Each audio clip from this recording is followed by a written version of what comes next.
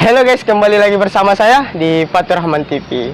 Jadi pada video kali ini saya sedang berkunjung kembali ke Balak Lompoa, yang dimana pada video sebelumnya itu saya belum berkesempatan untuk masuk di Museum Balak Lompoa karena pada saat itu memang tutup ya. Jadi alhamdulillah hari ini sudah kembali buka dan berkesempatan untuk melihat apa saja yang ada di dalam Museum Balak Lompoa itu. Jadi bagaimana penjelasan dan apa-apa saja yang ada di dalam Museum Balak Lompoa, tentu ikuti saja pada video kali ini.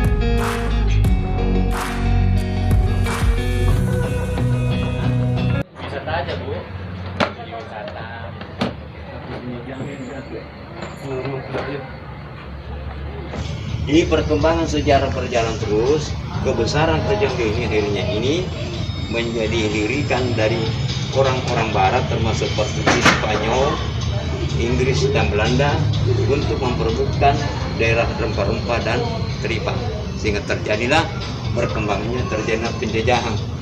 Jadi wilayah yang besar tadi ini akhirnya menyusut terus karena peperangan berjalan terus. Sehingga sekarang tinggal sebuah kabupaten. Kabupaten. Jadi Kutengo ini salah satu kabupaten di provinsi selatan adalah bekas kerja besar di masa lalu. Kalau kita runut, kita coba klasifikasi kerajaan Nusantara, Sriwijaya, Majapahit, Buaraya. Nah, ada pertanyaan Bu, silakan. Tidak kita menggeser. Iya, menggeser. Di sini ada koleksi senjata-senjata tradisional yang terbuat dari besi. Kalau berukuran kecil namanya badik-badik, yang terkadang menjadi senjata rahasia dari perempuan. Maka itu kondeknya dulu besar tinggi karena disisipkan di kondeknya, ditusuk, yang mana mengancam dirinya sang perempuan, maka ini difungsikan. Kemudian yang iya, maka tinggi itu kondeknya orang dulu. Iya. Kemudian yang menengah namanya badik, yang besar namanya cobok. Kemudian ada berbentuk parang atau kelewang, ini memanjang, kalewang. Kemudian keris, sele. Di kelihatan ada dua pataka panji perang, ada berwarna merah, ada kuning. Ya. Bila mana perang besar, di ujung depan masih kelihatan bendera merah menunjukkan bahwa yang harap perperangan berhenti. Tapi bila mana berganti dengan warna kuning menunjukkan bahwa lawan kita minta gencatan senjata atau menyerah. Dengan latar belakang gambar ayam jantan, ini menunjukkan makna keberanian. Di tengah ada tamen, ya, ada tamen pegangan untuk melindungi diri. Ini dan terbuat dari kayu. Ini masih asli. Masih asli semuanya. Ya, kita pelihara dengan baik sehingga bisa bertahan. Berikutnya Bu. Iya, siap. Sambil ambil dokumentasi nah. Konvensional. Ya, ada senjata konvensional. Ini berbentuk meriam. Kemudian pistol kuno. Ada bayonet kuno kayak sampul. Ini semua adalah peninggalan masa lalu, diantaranya ada peninggalannya Belanda ini. Jadi waktu kami masih pegawai negeri, seorang arkeolog, jadi diposisikan di sini, kami melakukan penggalian ekskavasi di sekitar daerah kantong-kantong pertuburan Sultan Hasanuddin di pesisir pantai Jeneberang menuju ke benteng tersebut kita temukan di dasar sungai ini. Di dalam benteng kita temukan, di dinding benteng bagian dalam kita temukan ini, termasuk bagian ini. Jadi besar kecilnya peluru tersebut tergantung daripada besar kecilnya senjata itu. Ini berukuran menengah, ada lebih besar lagi. Iya. Iya, oke. Lanjut. Berikutnya Terbuat dari apa itu meriamnya? meriamnya dari besi. Dari besi. Iya. Jadi pelurunya campuran logam lain yang bisa cepat mengembang. Kemudian ada jenis senjata tajam namanya tombaknya, kalau orang kita di sana namanya poke. Ada ujungnya besinya lurus namanya sapukala. Ada yang berlekuk namanya lamba. Ada trisula namanya kanjai. Ya, jadi ada 3. Ini sudah masuk nuansa Islami. Ya, jadi ada 3 bentuk.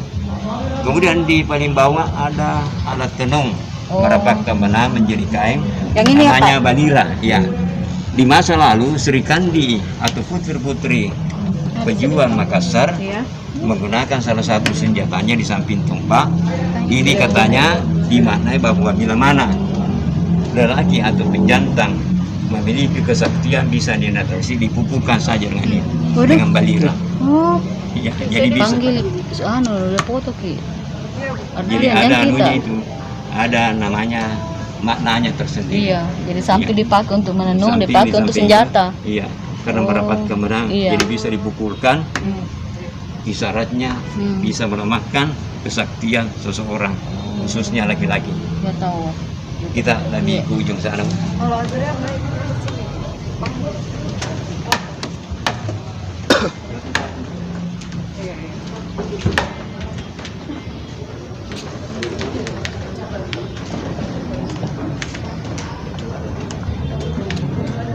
Di lemari ini terpajang nama-nama atau silsilah raja-raja pernah berkuasa di Kerjanggoa pada era Goa permanen atau Goa Lontara. Perlu diketahui Kerjanggoa itu melalui 2 masa. Pertama, Goa Purba yang diperintah 4 raja berturut-turut, Batara Guru, Ratu Talali, Ratu Marancai, dan Karingkatangka.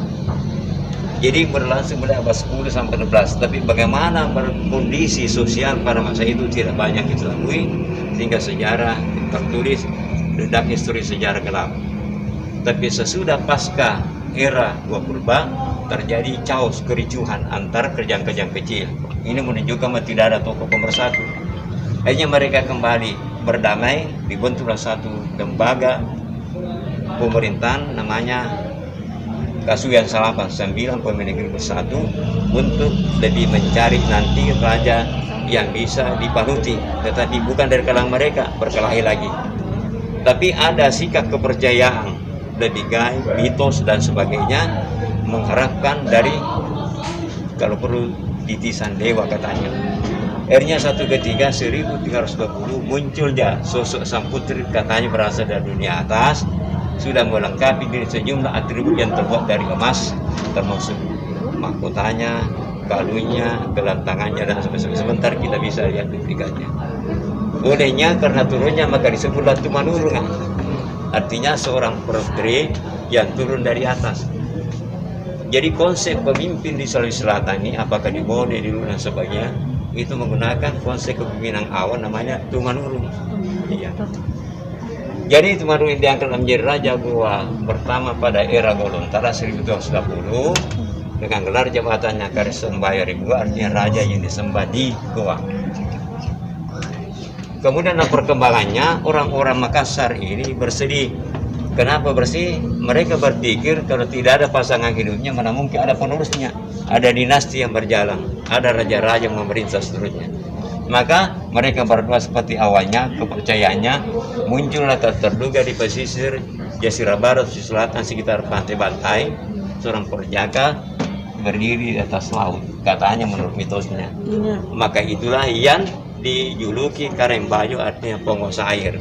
Terjadilah perkawinan agung. Keduanya diangkat klasifikasi Tumanurung. Inilah kemudian menurunkan sehingga keturunan berjalan terus, tidak putus perjalanan darah. Silakan Bu, ada pertanyaan? Iya. Mumpung kita. Jadi ini semua silsilah raja-raja pertama di Goa, Pak. Jadi silsilah raja-raja Iya. yang diawali oleh raja pertama menurunkan sejumlah keturunan sampai terakhir. Ya. Umpamanya di mana Sultan Hasanuddin? Oh, ini Sultan Hasanuddin. Ya. ayam jantan dari timur. Itu Manang Rija Jakarta. Yang Dwi Jakarta ini putranya Sultan Hasanuddin yang pernah menjadi raja, tetapi ditawan oleh Belanda, ditawan di Batavia Jakarta sampai boleh mangkat di sana. Jadi yang pertama masuk Islam kakeknya Sultan Hasanuddin ini mengerangi di Mandrat Bekarengkalakium, baru ada gelar Sultan pada raja-raja berikutnya mulai dakwah di sini. Berbicara tentang kerajaan Makassar ada dua, ada kerajaan Goa, ada Tallo. Jadi yang bergerak di sebelah kanan adalah kerajaan Tallo, sebelah kiri kerajaan Goa. Perlu diketahui bahwa ketika Raja Goa kena memerintah, ada dua putranya dikhawatirkan terjadi benturan gesekan nanti ke depan. Maka dipecahlah kerajaan Goa, satu meneruskan putranya mana Batara Goa, Raja Goa ke-7, satu putra terpaksa dihadirkan suatu kerjaan tersendiri namanya kerjaan Tallo. Dalam perkembangan berikutnya, saat menjadi raja di Tallo, didulukan di Goa selaku Mangkubumi. Jadi Mangkubu ini mengevaluasi, menilai hal-hal yang di luar. Contohnya masuknya Islam. Yang pertama ditinjau oleh Raja Tallo ke-7. Kenapa?